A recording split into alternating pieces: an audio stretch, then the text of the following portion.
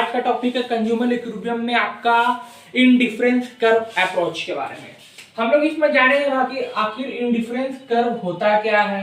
तो सीधा सा बात समझो कि जब कोई भी टू गुड्स का हम इस्तेमाल कर रहे हैं, जब भी कोई भी दो वस्तु का इस्तेमाल कर रहे हो, जब हमसे वो इक्वल लेवल ऑफ सेटिस्फैक्शन मिले तब हम कहते हैं कि भाई इंडिफरेंस कर्व हो रहा है। यानी कि सीधा सा बात समझो कि यदि हम कोई गुड्स ए यानी कि एप्पल ले रहे हैं और कोई गुड्स बी यानी कि केला ले रहे हैं, तो हम जब केला और एप्पल जब भी खा रहे हैं तो हमको दोनों सबको इक्वल लेवल ऑफ सेटिस्फैक्शन होना चाहिए। यानी कि हम इतना क्वांटिटी में इस्तेमाल करें कि हमको दोनों में मजा आए और हमको सेटिस्फैक्शन ज्यादा मिले। क्या कहता है ये? कहता है कि the locus of combination of two goods which give equal level of satisfaction. यानी कि ऐसा कॉम्बिनेशन जब हम कोई भी दो वस्तु को उपभोग कर रहे हैं, कंज्यूम करें, तो हमसे उसको क्या मिले? कॉम्बिनेशन ऐसा बने कि हमको उससे सेटिस्फैक्शन मिले। क्लियर है इतना? यानी कि जो भी हम टू गुड्स का इस्तेमाल कर रहे हैं उससे हमको इक्वल लेवल ऑफ सेटिस्फैक्शन मिले। एकदम इजीली कॉन्सेप्ट, सीधा सा बात समझो। इसको तो दो नाम से जानते हैं। क्या नाम से? एक आइसो इक्वलिटी और एक सेटिस्फैक्टरी कर्व।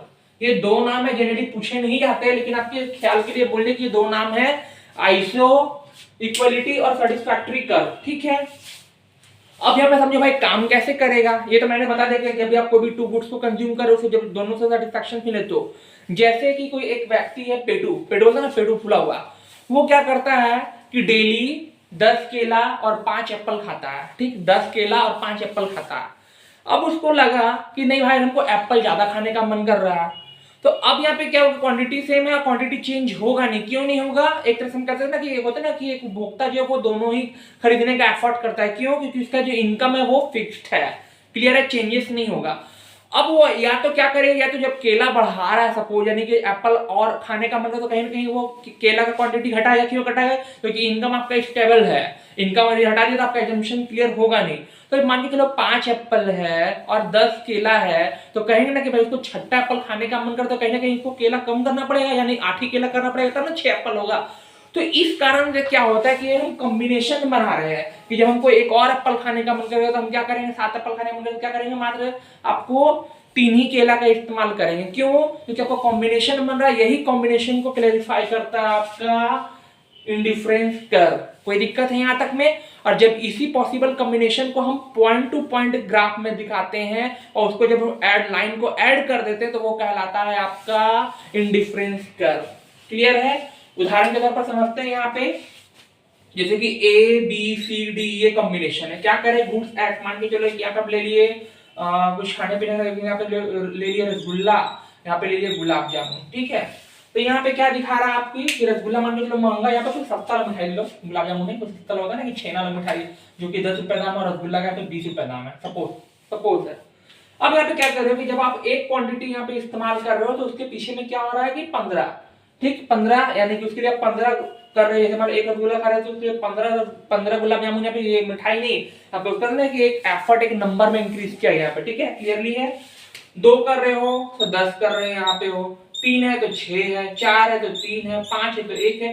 इस तरह से आपको एक डायग्राम बना लेना है। डायग्राम कैसे बनाए हैं तो सबका 1 2 3 4 5 याद रखना, इस सबको कुल जोड़े पे 15 कर देना और उससे क्या करना कि 15 से 5 माइनस 10, 10 माइनस 4 6, फिर आपको 6 माइनस 4 3, इस तरह करके आपको कर देना है। क्लियर है? आगे बढ़े तो यहाँ पे आपका क्या है ना कि जो गुड्स एक्स और गुड्स वाई है, यहाँ पे आपको ये चीज हो रहा है कि जरूरी नहीं कि मान के चलो कि जो केला आपका महंगा है, मान के चलो कि आप यहाँ पे एक रसगुल्ला कम किए, तो सपोज मान के चलो कि आपको 15 रुपए जो लग रहा है ना, जैसे कभी कभी कहते हैं ना कि भाई कम तो 2 ही का नहीं हो सकता है कि कोई भी आप 2 गुड्स इस्तेमाल कर रहे हो तो उसका क्या होगा, कहलाएगा कि हो सकता है उसका दाम ज्यादा हो। जैसे कि सेव और केला का ही लेते हैं कि जरूरी थोड़ी कि आप जब सेव का दाम मान लो कम कर रहे हो या फिर आप केला कम कर दो सेव भी उतना महंगा, जरूरी नहीं। इसी कारण से इतना का डिफरेंस आ रहा नंबर। अब इसको कुछ नहीं, पॉइंट बना दो। तो पॉइंट मैंने ऑलरेडी बना चुका है। पॉइंट पे आपको लाइन सेटअप कर देना है। ये लाइन जैसे ही सेटअप हो जाएगा तो आपका कहला जाएगा भाई इंडिफरेंस कर्व। कोई दिक्कत है? एक्स एक्सिस काट देना, वाई एक्सिस दिखा देना है और यहाँ पे भाई एक्स 0 ओरिजिन दिखा देना है। अब पूछता है दूसरा सवाल यहाँ पे क्या है आपका कि इंडिफरेंस मैप क्या होता है? What do mean by indifference map? कुछ नहीं, इसमें सीधा सा बता देना कि a set of indifferent curve drawn on single graph paper is called indifferent map. यानी कि मान के चलो कि एक मैप है, एक ग्राफ है, इसमें ढेर सारा जो बना हुआ है ना, क्या बना हुआ, इंडिफरेंस कर्व, इसी को हम लोग कहते हैं इंडिफरेंस मैप, यानी कि बहुत सारा इंडिफरेंस बना हुआ। अब इसका प्रॉपर्टीज क्या क्या है जो कि आपके एग्जाम में पूछते हैं, 5 पॉइंट आता है, लास्ट है टॉपिक, ज्यादा कुछ नहीं करना है। अब यहाँ पे क्या है, पहला प्रॉपर्टी में आपका जो आ जाएगा यहाँ पे वो है आपका फ्लॉप डाउनवर्ड फ्रॉम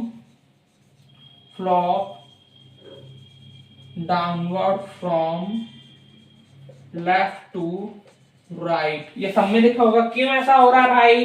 क्योंकि आपका जो कंज्यूमर जो है सेटिस्फैक्टरी लेवल है वो आपका बढ़ रहा है कहीं ना कहीं, इसी वजह से क्या हो रहा है कि लेफ्ट टू राइट आपका चल रहा है। दूसरा कन्वेक्स क्यों हो रहा है भाई? मार्जिनल जो आपका होता है मार्जिनल रेट के हिसाब से क्योंकि जो चेंज कर रहे हो एक्स्ट्रा बढ़ा तो सेटिस्फैक्शन कहीं ना कहीं आपका घट भी रहा है ना, इसी वजह से आपका मार्जिनल रेट यहाँ पे हो रहा है, कन्वेक्स हो रहा है, यानी कि इंडिफरेंस कर क्या हो रहा है, कन्वेक्स हो रहा है। दूसरा फ्लॉप डाउनवर्ड हो रहा है। तीसरा नेवर इंटरसेक्ट ईच अदर। अब यहाँ पे क्या हो रहा है कि कभी भी आपका जो इंडिफरेंस कर्व है वो कभी भी इंटरसेक्ट एक दूसरे को काटेगा नहीं। क्यों नहीं काटेगा?